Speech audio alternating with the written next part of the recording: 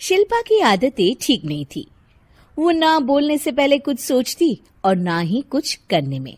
उसकी इस आदत से सभी परेशान रहते। बहन, घर पर मेहमान आए हैं और शक्कर खत्म है, थोड़ी शक्कर दे दो, मैं बाजार जाऊंगी तो ले आऊंगी। अरे शिखा बहन, तुम तो माफी करें, जब देखो तुम्हारे घर में कुछ न कुछ खत्म ही रहता है। अरे शिल्पा, चिल्ला क्यों रही हो? कहा ना घर में मेहमान बैठे हैं, सुन लेंगे। सुन लेंगे तो सुन ले, तुम लोगों की मांगने वाली आदत तो बंद होगी। अच्छा शिल्पा, ना दो शक्कर, लेकिन बात तो अच्छे से करो। एक कटोरी शक्कर के लिए तुमने मेरी बड़ी बेइज्जती कर दी। शिल्पा बड़बड़ाते अंदर चली जाती है तो शिखा भी घर चली जाती है। माँ, क्या हुआ? अरे कुछ नहीं बेटा, पता नहीं कहां कहां से ऐसे पड़ोसी आ जाते हैं, जब देखो तब कुछ न कुछ मांगने के लिए घंटी बजाते हैं। अब घंटी बजे तो दरवाजा ना खोलना।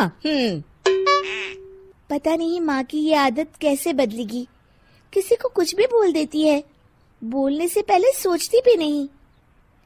शिल्पा की ये आदत दिन ब दिन बढ़ती ही जा रही थी। एक दिन शिल्पा के दरवाजे सब्जी वाला आया। सुनो भैया, मुझे ये भिंडी, टिंडे, लौकी और आलू के साथ 1 किलो प्याज दे दो। जी बहन जी। वो एक एक कर सारा सामान पैक कर देता है। कितने पैसे दूं? 220 रुपए पूरे। अरे इतना महंगा नहीं। हाँ, मैं तो सिर्फ 150 दूंगी। नहीं नहीं, पैसे तो पूरे लूंगा, नहीं तो सब्जी वापस कर दो। ऐसे कैसे वापस कर दूंगी? मैं तो एक भी सब्जी वापस नहीं करूंगी। और हाँ, रही बात पैसों की, तो लेना है तो 150 ले लो, वरना मेरे मोहल्ले में घुसने तक नहीं दूंगी। हाँ। अरे नहीं नहीं बहन, हम लोग गरीब लोग हैं, ऐसा ना करो। पकड़ो ये 150 और दफा हो जाओ। शिल्पा की बेटी अंदर से ये सब देख रही थी। शिल्पा, तूने तो हद कर दी। बेचारा गरीब आदमी, उसका तो गुजारा ही इसी से होता है। बोलने से पहले सोचा कर बेटा। माँ, आप चुप रहो, घर चलाना बच्चों का खेल नहीं। और वैसे भी इतनी महंगी सब्जी थोड़ी ना होती है। आपको तो सिर्फ खाने से मतलब है, लेकिन मुझे तो सब सोचना पड़ता है ना। शिल्पा की सास ये बात सुनकर दुखी हो जाती हैं। शिल्पा की बेटी शिल्पा की ये सारी बातें सुन रही होती है। शिल्पा की बेटी एक दिन माँ से कहती है, माँ, ओ माँ, जरा यहाँ तो आना। ओहो, क्या हुआ? क्यों चिल्ला रही हो ऐसे बेटा? हुआ क्या? ये देखिए मेरी स्कूल की ड्रेस कितनी गंदी हो गई है, इसे कौन धोएगा? लेकिन ये तो साफ है बेटा, मैंने अपने हाथ से खुद साफ किया है। माँ, ये ड्रेस इतनी गंदी है कि मैं इसे पहन ही नहीं सकती। चलो, मुझे बाजार से नई दिलाओ।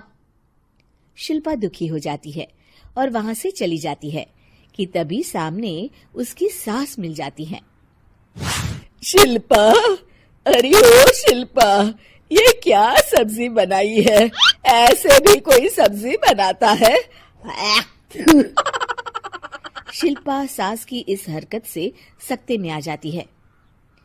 अरे माँ को तो मैं जो बना दूं उन्हें वो पसंद आ जाता था, फिर आज वो ऐसा व्यवहार क्यों कर रही हैं? शिल्पा कुछ समझ पाती कि थोड़ी ही देर में उसका पति आ जाता है।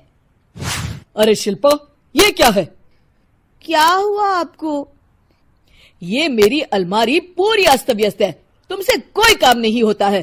सारा दिन पता नहीं क्या करती रहती हो। अरे मैंने तो सारी अलमारी साफ रखी है। इसे तुम साफ कहती हो? ये तो पूरा कूड़ादान लग रही है। शिल्पा परेशान हो जाती है और समझ नहीं पाती है कि उसके साथ क्या हो रहा है। शिल्पा अकेले कमरे में जाती है और जोर जोर से रोने लगती है। तभी वहां उसका पति, सास और बेटी आ जाते हैं। शिल्पा उन लोगों को देखकर और जोर जोर से रोने लगती है।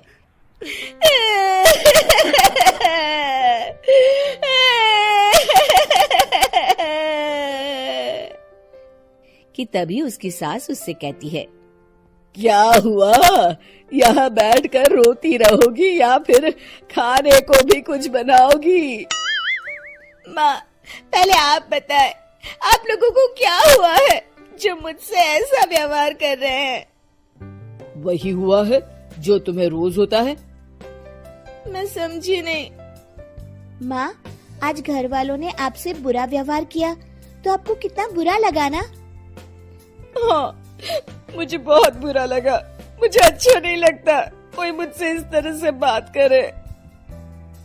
सही कहा शिल्पा, जो चीज तुम्हें खुद के लिए अच्छी नहीं लगती वो तुम्हें दूसरों के साथ भी तो नहीं करनी चाहिए। बेटा, हम तुम्हारे अपने हैं, फिर भी तुम्हें अपनों की बात का बुरा लगा।